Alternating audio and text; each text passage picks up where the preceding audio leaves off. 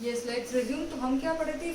Free concert. इसको अच्छे से डिटेल में हमको पढ़ना है, इसके ऊपर पूरा एक अलग से चैप्टर है। जितना अभी बेसिक्स क्लियर करेंगे उतना उस चैप्टर में हमको दिक्कत ईजी हो जाएंगी। ओके, कब फ्री कंसर्ट के पहले हमने समझा था कंसर्ट का मतलब। कंसर्ट का मतलब क्या होता है? Matching of minds, meeting of minds. That means what? जब दो लोग सेम चीज के बारे में सेम तरीके से सोचकर हाँ बोलते हैं तो कहते हैं कि दो लोगों के बीच में एग्रीमेंट हुआ है भी। एग्रीमेंट मीन्स सहमति। मति का मतलब होता है दिमाग, राय हमारी। सह का मतलब होता है सेम। जब सेम आपका मत चले, माइंड चले, तो हम कहेंगे कि दोनों के बीच में सहमति यानी कि एग्रीमेंट जैसा कुछ है, वरना तो लड़ाई है। आप कहोगे कि हमने ब्लू वॉच के लिए हाँ नहीं बोला था, मैं बोलूंगी कि मैंने ब्लैक बेचने की कभी बात नहीं करी थी। कभी कोई एग्रीमेंट एनफोर्स ही नहीं हो पाएगा ऐसे तो, जब तक कि दो लोग सेम थिंग के बारे में सेम सेंस पे हाँ नहीं बोल देते। तो एग्रीमेंट बनने के लिए सहमति होना चाहिए। For there to be an agreement there must be a concert. Agreement होने के लिए कंसर्ट होना जरूरी होता है। बिना कंसर्ट के कोई एग्रीमेंट नहीं होता, बिना मंजूरी ऑन द सेम थिंग के कोई एग्रीमेंट नहीं होता। फिर हमने ये समझा, back to our original topic आए थे फ्री कंसर्ट, कि ये कंसर्ट, ये जो मंजूरी मिल रही है आपको ऑन द सेम थिंग, ये जबरदस्ती से ली गई नहीं होनी चाहिए, वरना दो लोगों के बीच में कॉन्ट्रैक्ट क्रिएट नहीं हो सकता है। तो ये बताओ कि कब ऐसा बोलेंगे that concert is not free. Not free मतलब जबरदस्ती से लिया गया है। फ्री मतलब आपकी आज़ादी से, मन से, खुशी से आपने हाँ बोला, तब कहेंगे कंसर्ट इज फ्री। तो कब बोलोगे कि कंसर्ट इज नॉट फ्री? जब जब जबरदस्ती से या बहला फुसला कर लिया जाएगा। तो कब कब कंसर्ट इज नॉट फ्री ऐसा बोला जाता है?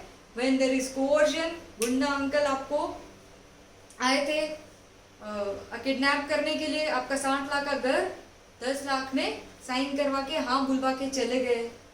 सेकंड, अनड्यू इन्फ्लुएंस होता है, तब भी कंसर्ट फ्री नहीं होता है। अदरवाइज मैं आपको पूछती कि आपका आईफोन 11 5,000 में बेचो, आप कभी नहीं बेचते, लेकिन मार्क्स के चक्कर में आप मेंटल प्रेशर में आ गए, आपको बेचना पड़ा, हाँ बोलना पड़ा। थर्ड, कब आपकी मर्जी से आप हाँ नहीं बोलते हो? फ्रॉड में या मिस रिप्रेजेंटेशन में। Let's understand fraud and miss representation. बहुत ही बारीक फर्क है दोनों में, रिजल्ट दोनों में सेम आएगा, फर्क बहुत बारीक। Let's see. फ्रॉड में हम क्या करते हैं? जानबूझ के इंटेंशनली फॉल्स फैक्ट्स बनाते हैं, झूठी कहानी बताते हैं सामने वाले को। फॉर एग्जाम्पल, मान लो कि ये जो पीछे जगह दिख रही है तुमको मेरे, यानी कि ये जो फ्लोर है, मान लो मैं 4th फ्लोर पे हूँ, और मान लो कि ये फ्लोर ऑफिशियल बिल्डिंग है, इसकी मैं ओनर हूँ।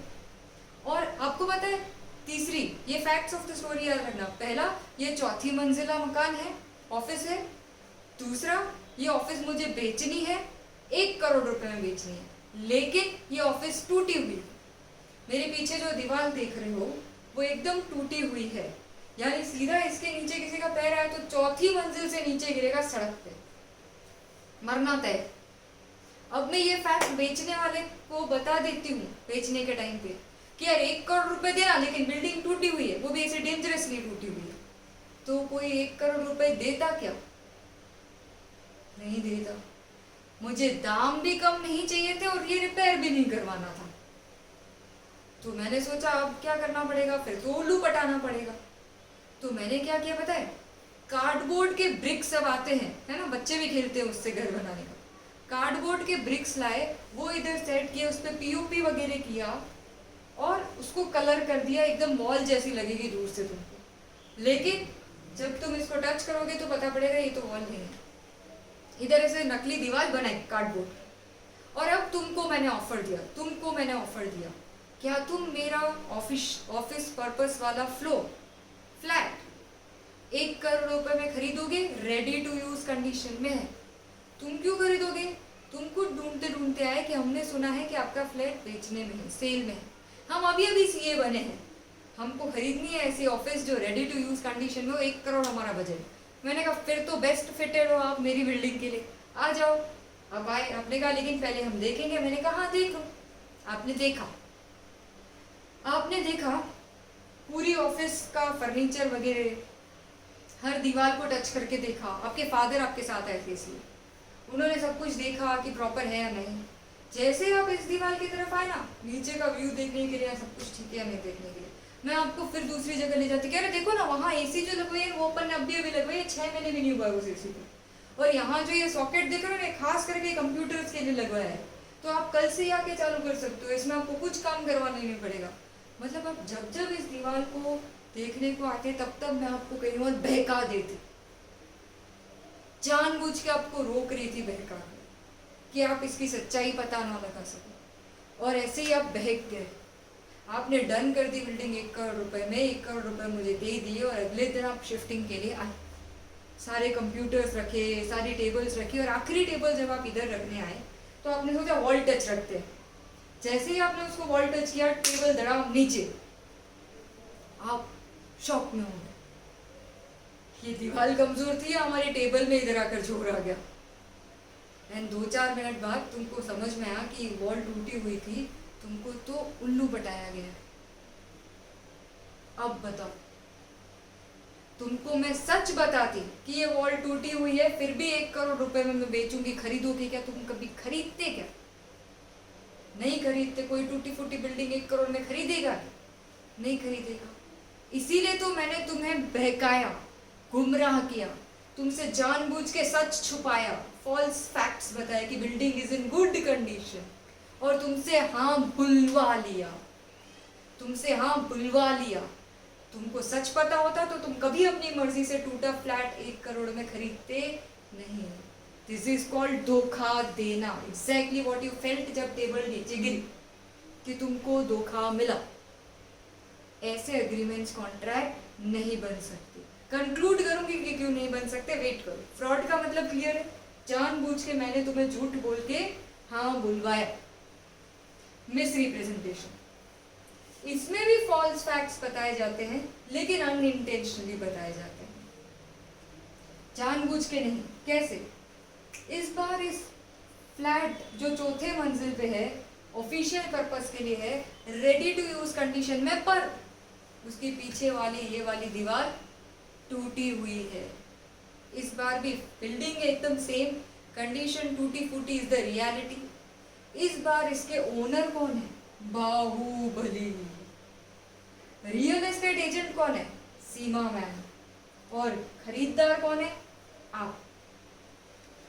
ओनर बाहुबली अब ये चाहते थे कि उनको उनकी बिल्डिंग का 1 करोड़ रुपया मिले, ये दीवार भी उनको नहीं बनवानी और ज्यादा दाम भी चाहिए। तो उन्होंने एक रियल एस्टेट एजेंट को हायर किया और बोला कि मेरा ये फ्लैट है, 1 करोड़ में बिकवा के दे, यानी कि मुझे। मैंने कहा ठीक है सर, काम हो जाएगा, लेकिन क्लाइंट को 1 करोड़ रुपए कन्विंस करने के लिए मुझे फ्लैट देखना पड़ेगा कि उसकी कंडीशन इतनी अच्छी है भी या नहीं कि 1 करोड़ रुपए बोलूं।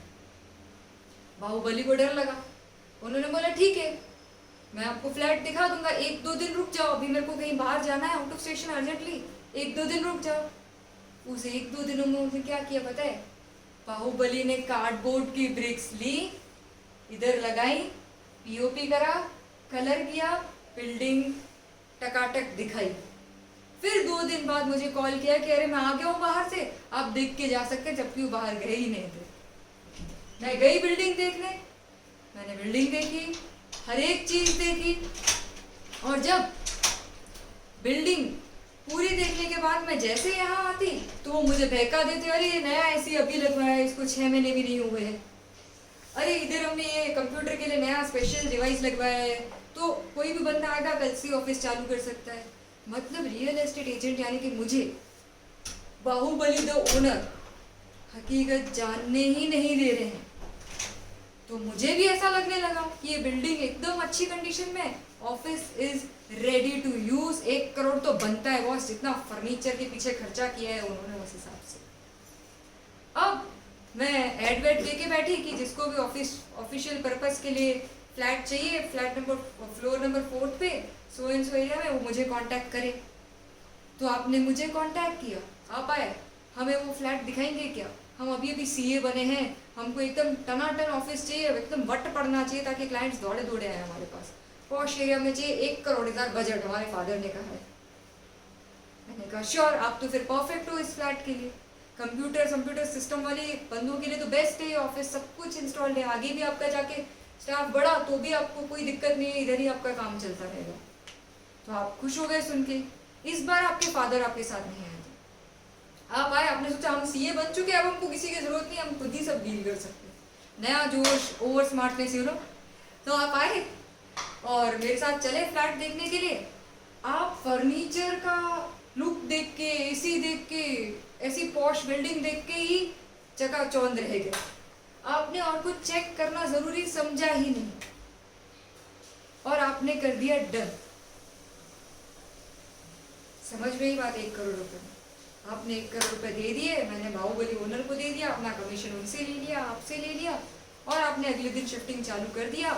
सेम कहानी हुई, कंप्यूटर्स आए, टेबल्स आए, टेबल जब यहाँ लगाने गए वॉल धड़ाम नीचे, एंड आप शॉक हो गए, ये बाहुबली की ओनर की बिल्डिंग है तो मेरे कंप्यूटर में ज्यादा पावर आ गया या ये वॉल कमजोर निकली।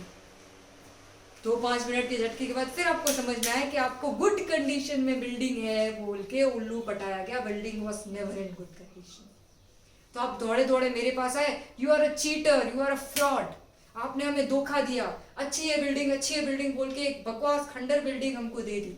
मैंने कहा रुको, मैंने तो आपको बहुत अच्छी बिल्डिंग ही दी है, मैंने आपसे कोई धोखा नहीं किया, मैं खुद जाके चेक करके आई थी, building was in good condition, आपको जरूर कोई मिसअंडरस्टैंडिंग हुई है। क्या मैं झूठ बोल रही हूँ आपको? क्योंकि मुझे भी तो बाहुबली ने गुमराह किया है। हाँ, उनके गुमराह करने की वजह से मैं आपको गलत स्टेटमेंट बोल रही हूँ। जो मैं बोल रही हूँ कि building is in good condition वो झूठ है, लेकिन मुझे भी तो वो सच लगाया गया है, सच की तरह मनवाया गया है बाय बाहुबली। मैं खुद भी विक्टिम हूँ और मैंने फिर वो झूठे स्टेटमेंट तुम्हें पास ऑन करके तुम्हें भी विक्टिम बना दिया। इस बार मेरा इंटेंशन तुम्हें धोखा देने का नहीं था, वो इंटेंशन तो किसका था? बाहुबली का। तो बोलो भला मेरे पर फ्रॉड का केस कर सकते हो क्या तुम?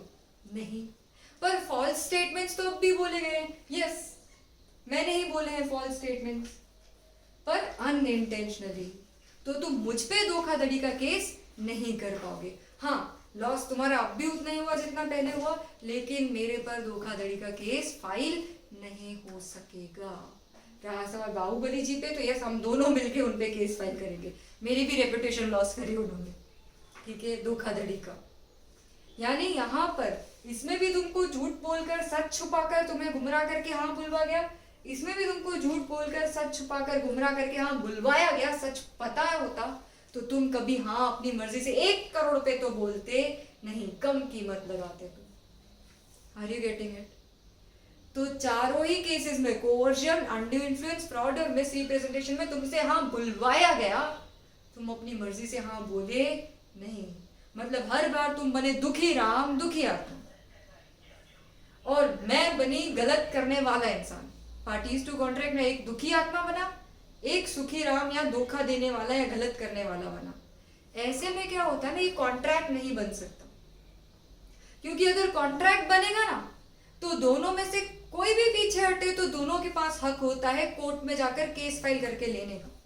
जैसे शाहरुख खान और मेरे बीच में था, तो क्या हुआ? शाहरुख खान पलटे थे मकान देने के लिए तो मैं कोर्ट में गई थी, अगर मैं पलटती तो शाहरुख खान जा सकते थे। दोनों को राइट मिलता है लीगल एक्शन का, क्योंकि दोनों सही होते हैं कॉन्ट्रैक्ट के अंदर। लेकिन इस सिचुएशन में जहां फ्री कंसर्न नहीं है, दोनों में से एक is a wrong doer, bad person, और उस पर्सन को कभी लीगल एक्शन का राइट नहीं मिल सकता। राइट सिर्फ मिलेगा विक्टिम यानी कि दुखी आत्मा को, किडनैपिंग का केस ठोकने का राइट और माल पानी का नुकसान वापस लेने का राइट, धोखाधड़ी का केस ठोकने का राइट, माल पानी वापस लेने का right. Only one person will get a right is a normal victim.